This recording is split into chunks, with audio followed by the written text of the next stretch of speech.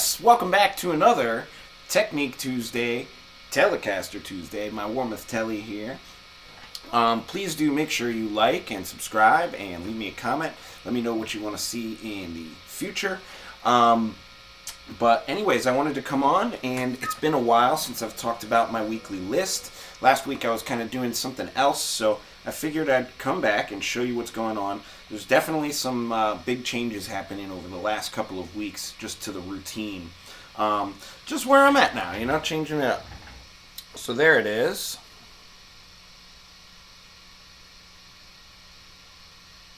Now, for those of you who have been following along, number one has I've just compacted, smashed a bunch of the things from previous weeks all into number one here. So that's my fingerboard practice, scales, arpeggios, spread fingerings, my sabicus practice thing that gets my right hand finger exercises working.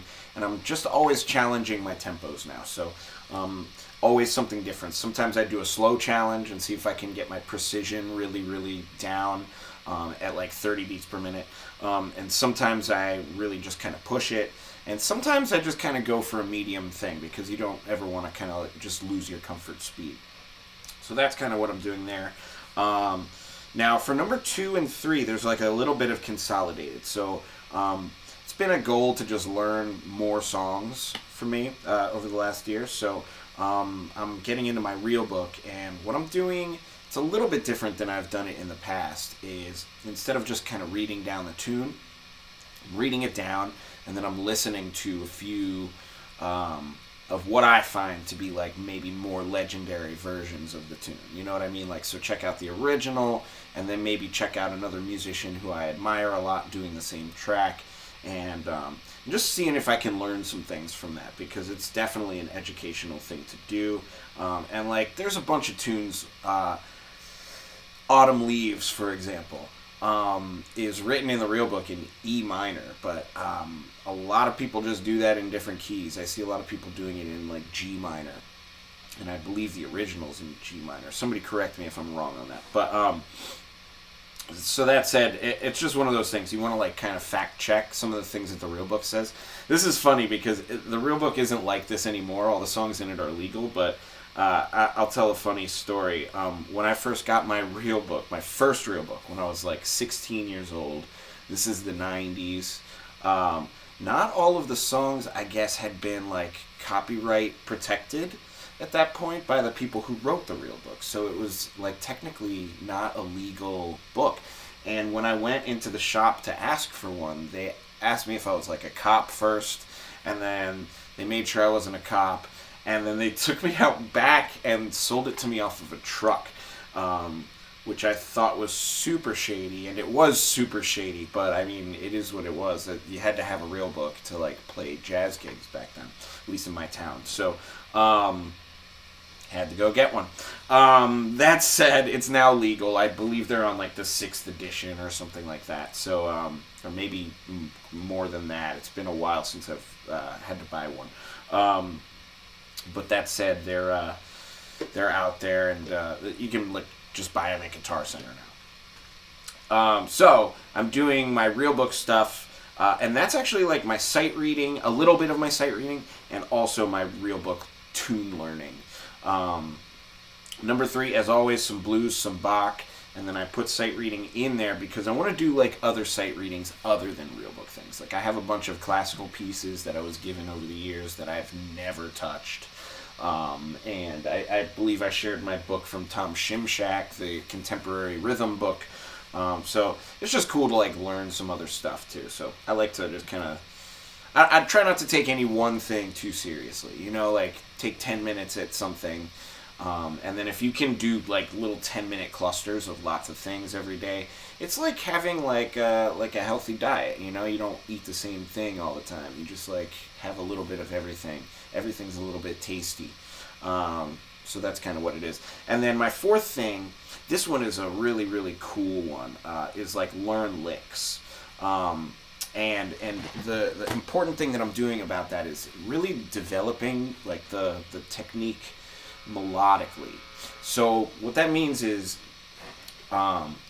essentially breaking down the notes that are in something and learning it in different ways and learning how to play the same thing in lots of different ways. So, and actually right below that is Saeeda's flute. So a friend online, Arnetta, she challenged everybody to learn the Coltrane solo from Saeeda's flute. So I just began that yesterday, and I haven't started my work on it for today, but I just started working on some of it yesterday.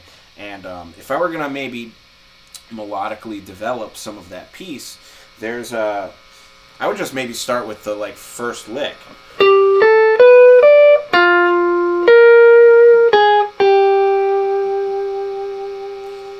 And that's actually not even the full thing. Right? So that's actually a very, very well developed line already. But let's develop it in sort of a different way. Now what's happening here is like, I'm just going to take the first section of it because developing all of that would be, let's just call that like way above my pay grade. It's a lot of work, and really honestly I'm just trying to learn it. But if we were to like take the first section of it like that, right? So here's what's going on. It's going like root, second, third, fifth, flat 7, flat 3, flat 2, 1. So you want to like analyze the distance to everything. So like this to this to this, that's all major 2. So I could do that like backwards right now, and that's like intervallic development of the same notes. It actually gives me a different third note. Than this isn't even in the melody at all, but technically if you like were to invert the relationships of the intervals in that piece that you had, that's what you would get. So it's really good information just to have that, and to know how to develop something in that way. The other thing that I always try to do when developing something like that is to learn it in multiple octaves. Right? So there it is there. Here it is. There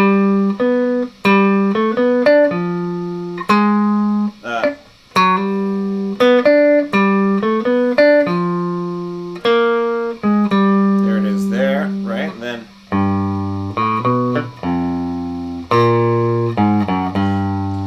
maybe even an octave higher, right?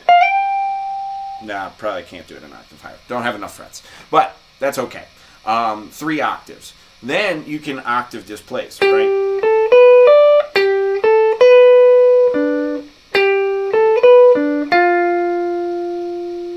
Right?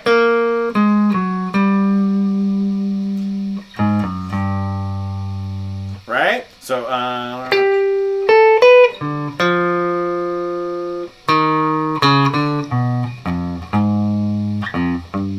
right? Or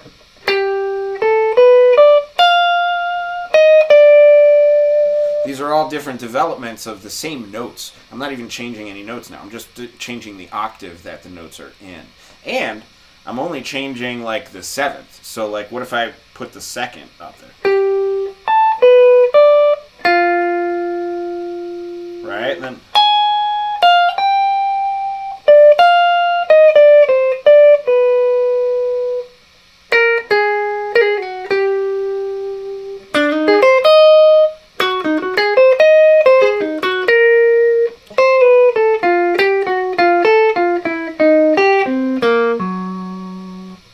there's so much information in just those first couple of notes. And if you just kind of use your brain a little bit and now think about the different elements that make that up, right? And then maybe displace an octave. Maybe analyze the volume. Maybe analyze the inflection. Maybe I can just play that with a pull-off inflection. It's going to be slower, but I can do it.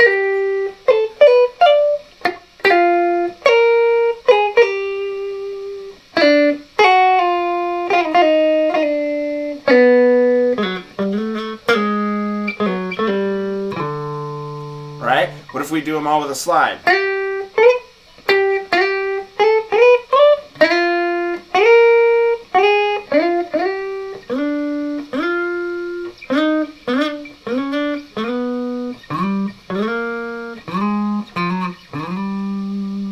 slide opposite ways.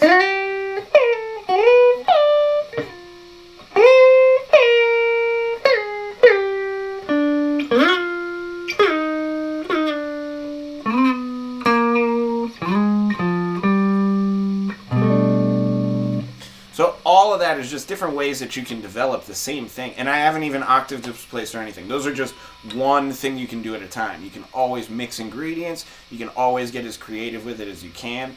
But anyways, I just wanted to kind of show that little bit. That's what I'm doing with my melodies. In fact, for me, what I'm doing, I'm taking mine like a little bit of a step further. I've recorded myself playing a bunch of things over the past year. It's all on YouTube.